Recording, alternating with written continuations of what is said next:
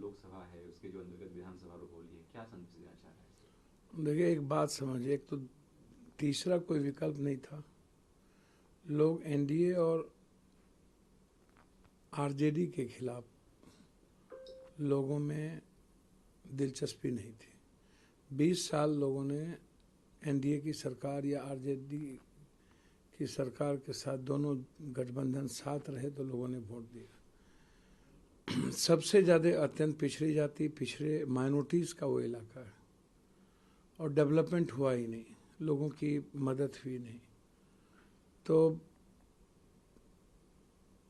जिसका गुस्सा बीमा भारती जी को भी झेलना पड़ा। डेवलपमेंट नहीं होने के कारण व्यक्तिगत तौर पर भी असर पड़ता है कैंडिडेट पे। नरेंद्र मोदी जी को छोड़ के लगभग सभी लोग प्रचार में गए। ललन बाबू, जीतन राम मांझी, चिराग पासवान जी, संजय झा जी, सारे मिनिस्टर, सीएम, डिप्टी सीएम, दोनों डिप्टी सीएम कैंप किए। 19 मिनिस्टर कैंप किए वहाँ। और क्या कारण है कि एनडीए को ऊंची जात का समर्थन नहीं प्राप्त हुआ?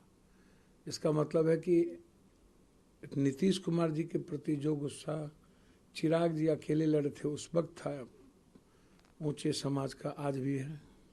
जदयू को वोट नहीं देना चाहते और जो मंत्री संतरी हैं, एमएलए एमपी हैं जदयू के या बीजेपी के, वो वोट नहीं दिलाने में सक्षम है। जिस जाति के आधार पर आप मंत्री बनते हैं और उस जाति का जदयू को 10 वोट भी ना मिले उस समाज का, तो ये क्या संदेश जा रहा है? और एनडीए को क्या संदेश गया कि आपसे जदयू से मोह भंग हो रहा है, राजद से तो पहले से मोह भंग हो चुका है। तीसरी चीज, अत्यंत पिछड़ी जाति का बंटवारा। सर वो 5 बार की पिछड़े भैया 5, इसलिए तो एंटी इनकमेंसी थी। और 5-2 सबसे बड़ी बात है, आप हमको बताइए ना, 1 लाख के लगभग वोट आया था लोकसभा में और आप कहाँ पर हैं अभी? आधा कम वोट मिला है आपको। 30,000 के आसपास वोट आया। नहीं, बीमा जी को तो 11,000 था, अभी 30,000 आया। चूंकि पारिवारिक रूप से, व्यक्तिगत रूप से मेरा समर्थन उनको कांग्रेस के समर्थन के कारण, देखिए मैं वहाँ आऊँगा। अभी सवाल उठता है कि सारे मंत्री एमपी लगे रहते हैं ठेकेदारी में, माँ के नाम से, बेटा के नाम से, भाई के नाम से, सारे रिश्तेदारों के नाम से रजिस्ट्रेशन करा करके आप 300, 400, 500 करोड़ का टेंडर क्षेत्र में कीजिएगा, पूरा खानदान। तो आक्रोश तो झेलना पड़ेगा नेता को। आप जांच करा लीजिए, सारे एमपी एमएलए मंत्री का ठेकेदारी चलता है और दूसरे लोगों को मरवाने में और फंसाने में ये लोग लगे रहते हैं। सर क्या आपको लगता है कि आरजेडी ने वहाँ पे अपना जो पूर्ण तरीके से चुनाव लड़ा जाता है वो नहीं लड़ा? आप कहाँ से लड़ेगा भैया? पिकनिक मनाने अंतिम दिन ये गए युवराज। ये आज भी समझते हैं कि मुखेर कानून है, राजा की तरफ फरमान करेंगे और चल देंगे। इनकी ना समझी ने तो देश को भी नुकसान पहुंचाया और ख़ास तौर पर माइनॉरिटीज और ओबीसी यादव समाज को सबसे ज़्यादा नुकसान पहुंचाया लोकसभा में। आज भी वो अहंकार में रहित है, अहंकार से ऊपर वो जाते नहीं हैं, बाहर वो निकलते नहीं हैं। इस चुनाव में भी पूरा सरकार लगी रही, ये एक बार भी इनका दर्शन नहीं हुआ और न इन्होंने माले के साथियों को आग्रह किया, न सीपीआई, न सीपीएम, न कांग्रेस, किसी का इस्तेमाल ही नहीं करते हैं। और अंतिम दिन 12 बजे हो करने पूर्णिया आते हैं, 1 घंटे के लिए भवानीपुर आते हैं, लगता है कि राजा आए, फरमान दिया, चले गए, जनता नौकर है इसकी। तो आप जनता को जब तक मालिक और जनता को जब तक आप भगवान नहीं मानिएगा और थोड़ा अपने नेचर से लोग नहीं निकलेंगे, ये ठेकेदारी पट्टेदारी में एमपी एमएलए लगे रहेंगे लूट खसोट में, तो सर आने वाला जनरेशन ना परेशान हो रहा है। तो ये लोग लूट खसोट में लगे रहते हैं, एमपी एमएलए मंत्री संतरी, ये लूट लो, ये टेंडर ले लो, इसको कर दो, ये कर दो। ये जमीन माफिया, ये ड्रग्स, सबसे ज्यादा ड्रग्स चलाते हैं ये नेता लोग। ड्रग्स स्मैक्स सबसे ज्यादा चलवाते पूर्णिया हैं में। सभी जगह, पूरा बिहार अच्छा। पूर्णिया में सबसे ज्यादा। सर ये और आरजेडी के प्रति पहले ही दिलचस्पी लोगों की घटी है।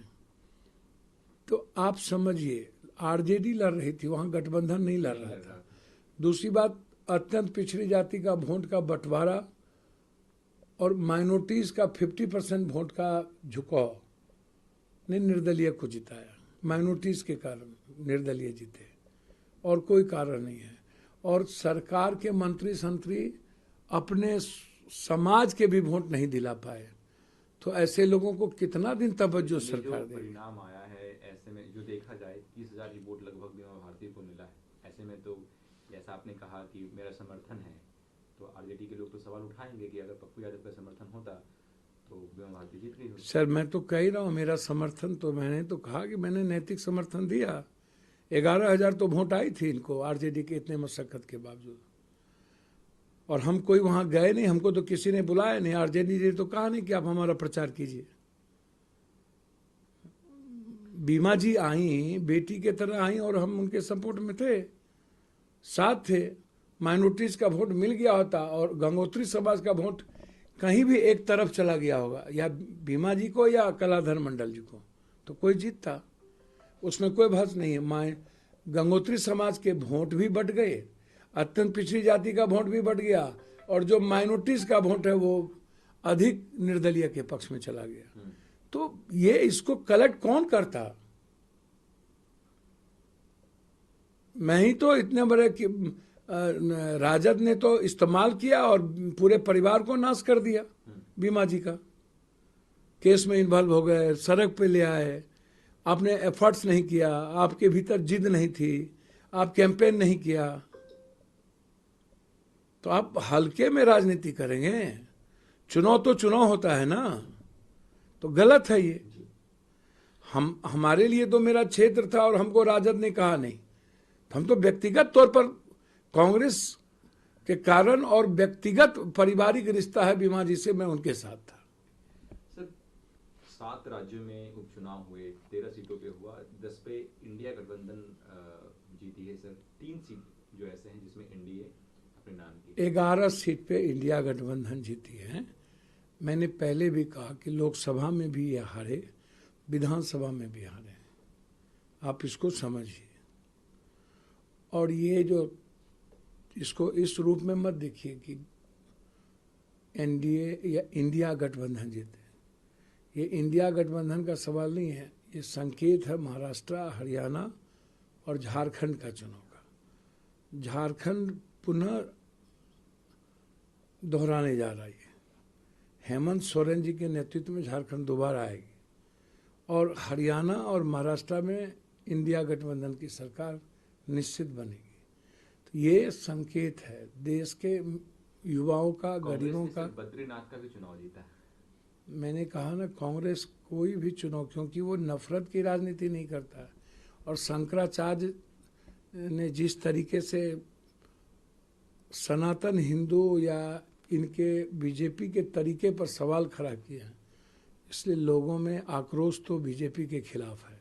सर कांग्रेस के बड़े लीडर्स कह रहे हैं कि ये जो उपचुनाव में एनडीए की हार हुई है, कहीं ना कहीं 1.5 महीने में ये दूसरा संकेत है देश का कि देश मोदी जी को पसंद नहीं करता। मैंने पहले क्या कहा, बीजेपी में किसको क्या पसंद करता है मैं इस पर टिप्पणी नहीं करूंगा, लेकिन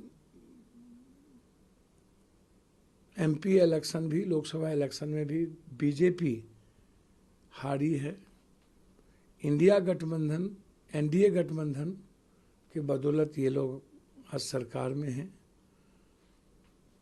और आने वाले समय में किसानों का, युवाओं का, महिलाओं का, छात्रों का और गरीबों का समर्थन बीजेपी को मुझे लगता है कि नहीं मिलने वाली है किसी भी कीमत पर। आप इसको देख लीजिएगा। असदुद्दीन ओवैसी कल संभाजी नगर गए, औरंगाबाद, वहाँ से पिछली बार उनका सांसद जीत कर आया था। उन्होंने कहा कि पूरे महाराष्ट्र में से 48 सीटें हैं एक भी मुसलमान सांसद जीत के नहीं गया। देश के जो संसद हैं वहाँ पे जनरल कास्ट के लोग और ओबीसी के लोग दोनों सांसदों की संख्या लगभग बराबर है। मुसलमान भी 20% के आसपास देश में है, लेकिन 20% भागीदारी संसद में नहीं है। ये सोचने की बात है, विचार करने की बात है। देखिए, मैं एक बात बताता हूँ, ST SC का जो अधिकार है वो भी मिलना चाहिए। वो भी आप देखिए कम, देखिए जो ST SC सीट है उतनी ही है, परसेंटेज तो 28% 27% है। अब क्या है, ST SC की बच्चियों से शादी करके अब लोग चुनाव लड़ रहे हैं, ये भी गलत है। उनके बच्चे ST SC तो होंगे, कहीं कहले ही नहीं जाएंगे। बिहार में इस तरह की चीज़ें हुई हैं। क्या आपका इशारा सामवी चौधरी के ऊपर? नहीं नहीं नहीं नहीं, आप उठा के देखिए ना। मैं तो जानता भी नहीं हूँ किसी को। यहाँ भी RJD के जो कैंडिडेट थे, यादव जाति से शादी है और आप टिकट दिए, तो उसके जो बच्चे हैं क्या पासवान या राम कहलाएंगे? तो ST SC के को पीछे से या आगे से ST SC का सीट तो पूर्णतः हुआ नहीं, किसके बच्चे कहलाएंगे? आप हमको बताइए ना, मैं जानना चाहता हूँ। कोई भी हो, आप जिसकी बात करिए, माइनॉरिटीज की राजनीति को तुष्टीकरण की राजनीति बीजेपी कहती है, और इधर माइनॉरिटीज को लोग अछूत मानने लगी है कि इसको इस्तेमाल करो, जौड़ी नहीं है अधिक सीट देने की।